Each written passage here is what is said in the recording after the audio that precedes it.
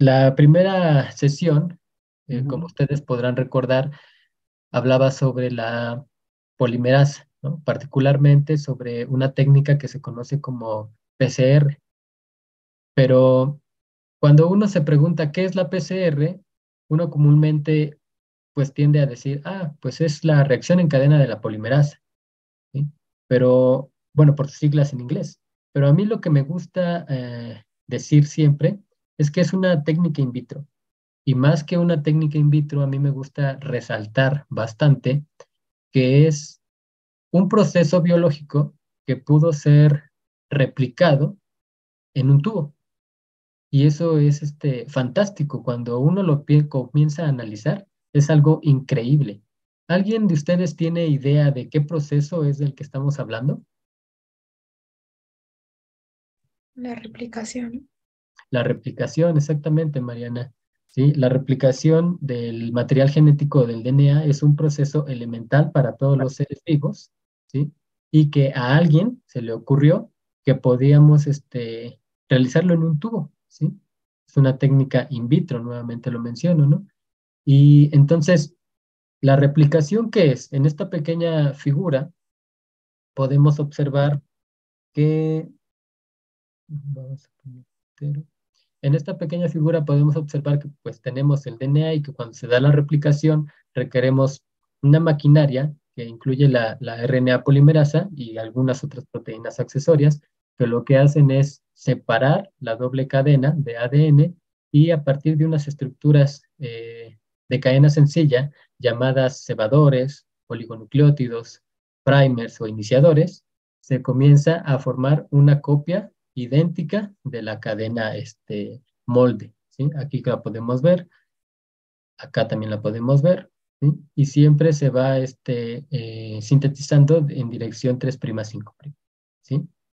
Otra cosa, perdón, 5' 3'.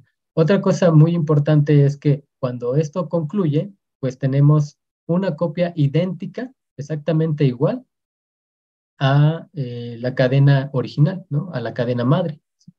Esto, como les digo, es un proceso fantástico, elemental para todos los seres vivos, ya que la duplicación celular requiere, por supuesto, generar eh, copias idénticas del material genético para heredarlo a las células hijas, ¿sí?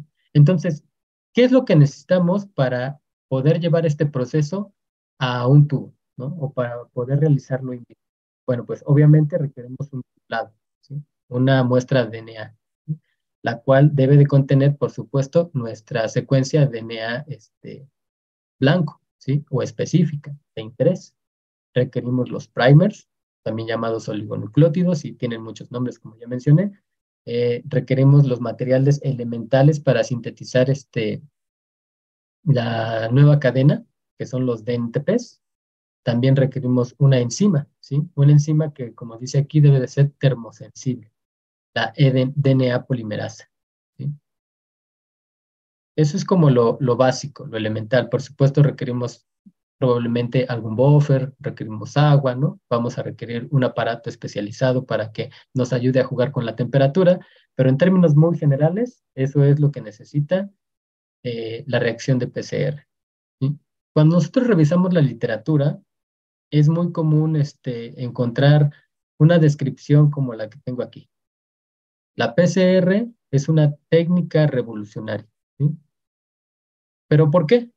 Bueno, pues porque tiene características muy destacables. Una de ellas es que nos facilita tener gran cantidad, ¿no? Grandes cantidades de DNA, pero ese DNA es específico.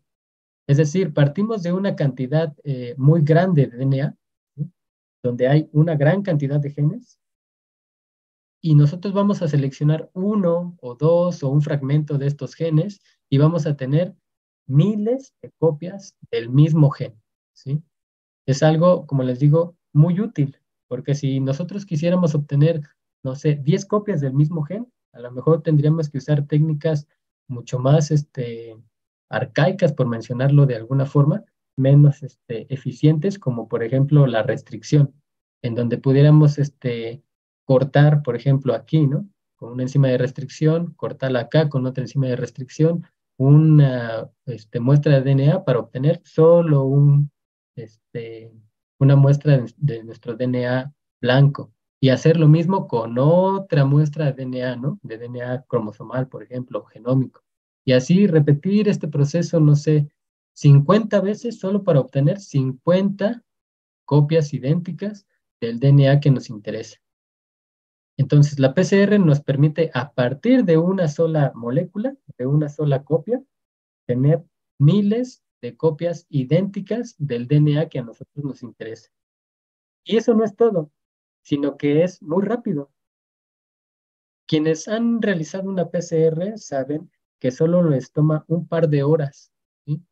Y en un par de horas pasan de tomar solo, por ejemplo, una cantidad de DNA o una muestra de DNA blanco a tener cantidades masivas, ¿no? Que cuando las ponemos en un gel se ven unas bandas enormes en grandes ocasiones, ¿no? O en muchas ocasiones, o en las ocasiones que a nosotros todo sale bien. Entonces eso es muy importante, ¿no? Nos dice que es rápida, también nos dice que es sensible, porque si nosotros estamos partiendo de que todo esto ocurre a partir de una muestra de DNA genómico, muchos genes cuentan con solo una copia, ¿no? Entonces, pensemos por un momento un número y supongamos que una muestra de DNA tiene 2000 genes, ¿no? Entonces, quiere decir que estamos buscando un gen en 2000 y que a partir de un solo gen podemos obtener muchas copias, ¿sí? Entonces, es muy sensible porque, por supuesto, no hay 2000 genes en un genoma, ¿no? Hay muchos más. Entonces, eso nos habla de la sensibilidad. Y la última cosa es que es fácil de realizar, ¿sí? Actualmente la PCR ha evolucionado tanto, digamos, la técnica, donde ahora comúnmente llegamos a escuchar que incluso es a prueba de tontos, ¿no? Es decir, que ya tiene bien estandarizado qué tipo de elementos se necesitan, muchas veces hasta las cantidades, los manuales ya nos indican cuánto hay que poner del tubo uno, del tubo 2, del tubo 3, y entonces es muy, muy, muy simple realizar una técnica. Digo, entre comillas, ¿no? Todos sabemos también que siempre hay inconvenientes y que a veces algo tan elemental puede no salirnos un día, 2 días, una semana, un mes, y tenemos que estar jugando con la temperatura, tenemos que estar jugando con la concentración de DNA, con los oligos, del agua, que a lo mejor ya no funciona correctamente la enzima. Entonces, como saben, la ciencia siempre es difícil, ¿no? Siempre requiere un nivel de tolerancia sumamente alto. Pero bueno, esto es como la generalidad. ¿Qué es la PCR entonces? Entonces, vamos a pasar a la PCR requiere algunos pasos muy particulares. 4 pasos, ¿sí? Uno que se conoce como la desnaturalización, ¿sí? Alineamiento, la polimerización y la extensión. Y se dice también, uno puede ver muy repetidamente en los textos, que la PCR es un proceso exponencial. Sin embargo, yo aquí se los puse entre comillas, porque vamos a ver que eso no es del todo cierto, ¿sí? Es exponencial, sí, pero hasta cierto punto. Posteriormente, deja de serlo.